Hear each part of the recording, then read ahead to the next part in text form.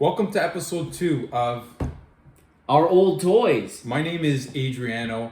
I was born in 1979. I'm 41 years old right now, and this is my younger brother. Hey, I'm Johnny. I was born in 1987. I'm 34 years old.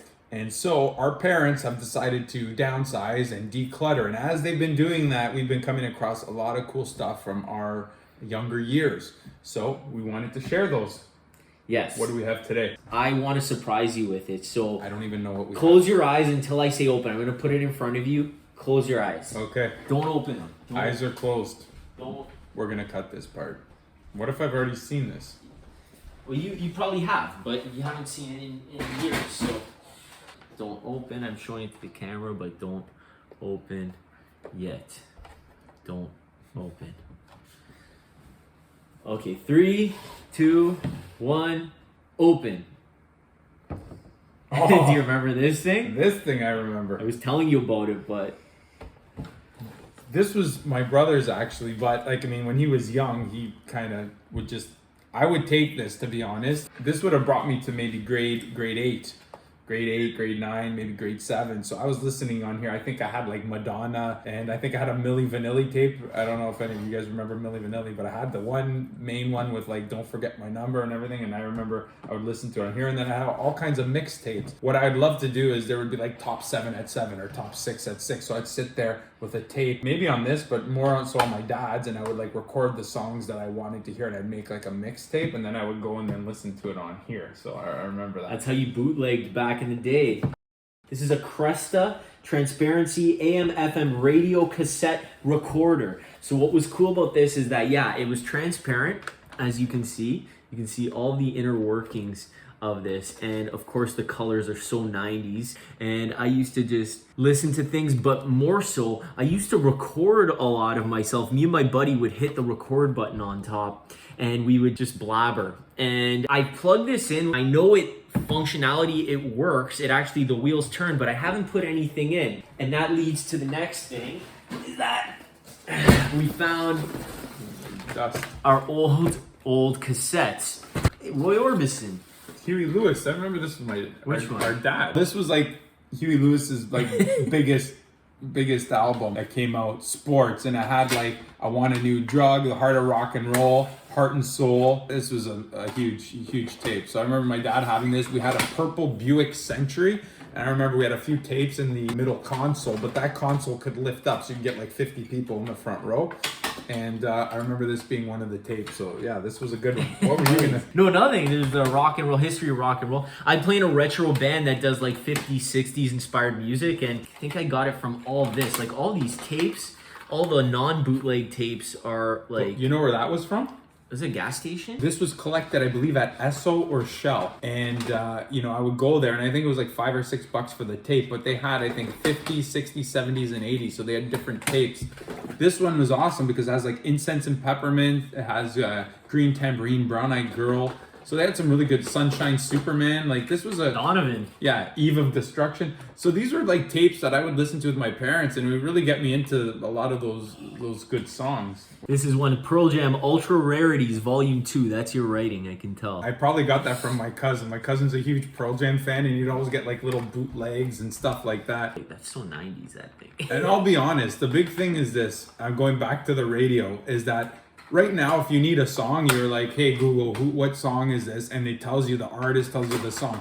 But back in the 80s or 90s, you hear a song on the radio, especially if it's like something obscure at a late hour, the DJ may not tell you for like 10 songs who the artists were, and you could go months or years without knowing who the song was by. Yeah, I remember that. You had to like remember one lyric, and you'd have to ask people. I think that's your Madonna, by the way. Oh, True Blue, yeah. See? It wasn't in a proper case, but... Papa Don't Preach, Open Your Heart. We grew up in Mississauga. There's a lot of different cultures, and on our street there's a Greek family, so that's all like written in Greek, I guess. So I wanted to say something too here, just if it's younger people watching this. If it's older people, you know this, but do you see this tape here? You see how up at the top, there's nothing there. It's hollow. But this tape was a tape that you bought, and it had the pieces in there. So this was like a blank tape. You could record on here. See how these have them? So when you bought a tape, they would take those out so that you couldn't record over the tape. But if you had a tape that was crappy or whatever, or if you didn't want people to record, you would just poke these out, and then it would make didn't know that. Yeah, so that's how we would go. Like most of these tapes are bootleg tapes. Yeah, so here's a perfect example. This got taken out, and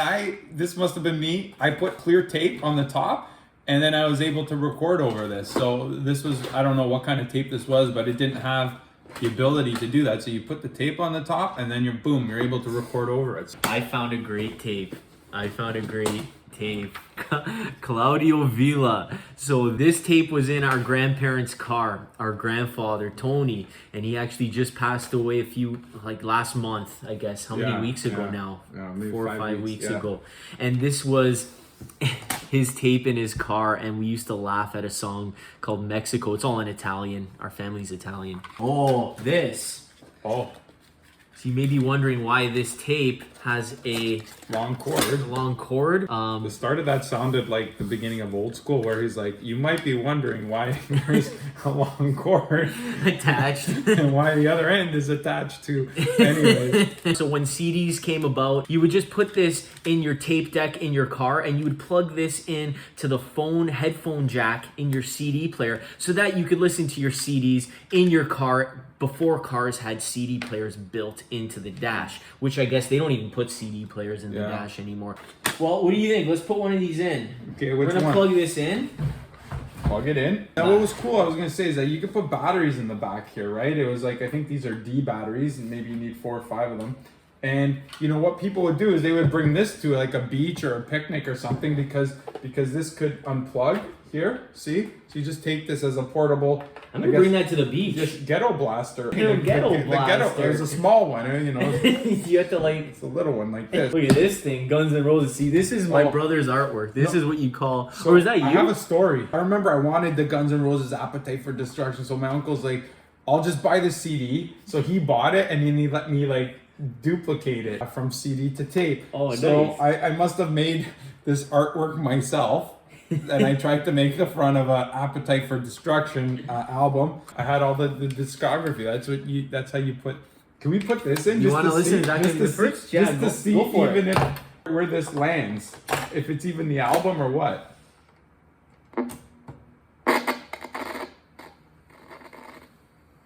Is it spinning? No. No? Is there pause somewhere? Is it on cassette or radio? Is any of that moving? Hold on, let's see without it. Bummer. When was it working last? Like, I plugged it in the garage and I saw it spinning. I wonder if putting the tape in, just burnt it. No. You think we can repair this thing? I have no idea. So this is the last channel we were listening to. 107. It's probably 107.9, which used to be like a dance station, and now it's turned into a multi-station exactly for this purpose. Because when you find something old and you turn it on, you're like, oh, these are the songs from when I was 8. Yeah, I know, it doesn't change. Aw. That's too bad. I know. Do you see it in anything? Whoa. Put your eye out with that. So this has also been left out in our garage at our parents' place in storage through the cold Canadian winters. We're from Toronto, Canada. So this has been through some extremely sub-zero cold temperatures. Do you want to try different tape? Is there a chance that the tape was jammed? Put a real tape in. Because if I hold the play half down, it starts spinning. What? It's starting to spin.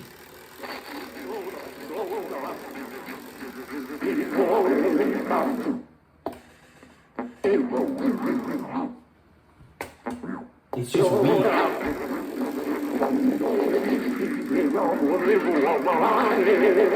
Marina.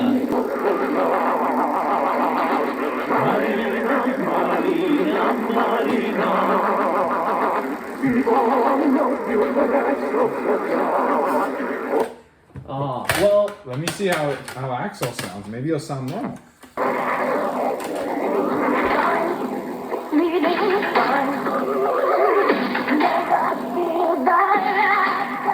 I must have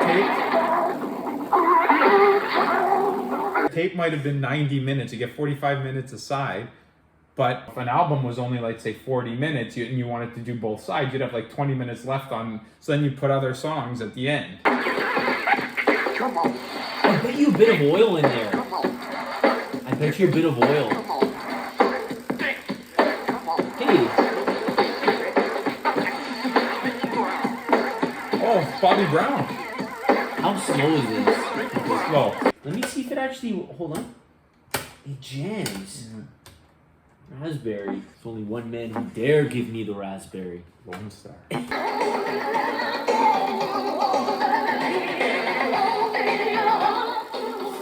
It's a little bit slower, little pitchy, man. Little pitchy dog. I mean, I'm sure if we open this up, we can get to the bottom of it. I don't know if I want to really invest that much time in that right Maybe now. that's going to be my project. That might be project for episode 2.5. This is going to be like Star Wars. We do the proper episodes, and then like the Clone Wars and stuff, the cartoons, that's where he comes in. Well, in the spirit of the first episode, we tried to do some kind of a review on the product after all these years. I would say in terms of build, like this is very sturdy. This is actually cool. Like I was really excited about getting this thing working again because I wanted to take it around. You know, you can kind of keep this outside. You're mowing the lawn or something or doing. And the good thing is the radio works on it, so you can always take it outside for the radio. But I mean, yeah. The reality of it is you get a phone and you put it on the speaker. Yeah, and you can I know. listen to whatever you want. But this looks cool. I like this thing. You Yeah. just But walk around. I yeah. would say quality is great. It's got this nice hard like mesh thing covering the speaker. The sound quality was okay, to be honest. I liked kind of the charm of the record player we had in the last episode, but kind of a nice, I guess, mid-level kind of sound, a lot of mids. What was good about this is like this was very durable. I remember you could just take it, you could throw it around a bit, and it was always like pretty good. The speaker here, like this is very hard. Like sometimes it would be a little softer and stuff, or ones that maybe you couldn't take. But this was built for like taking it sport. Like it was like sport kind of thing. Okay, well, that's it. So once again, this has been the Transparency AM/FM radio cassette recorder by Cresta.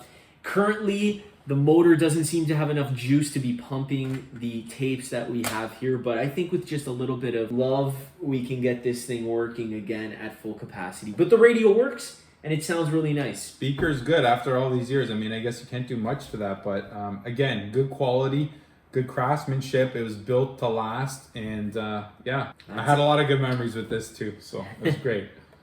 All right. Thanks so much for watching episode 2, and we'll see you guys next time. Yeah, take care. Bye.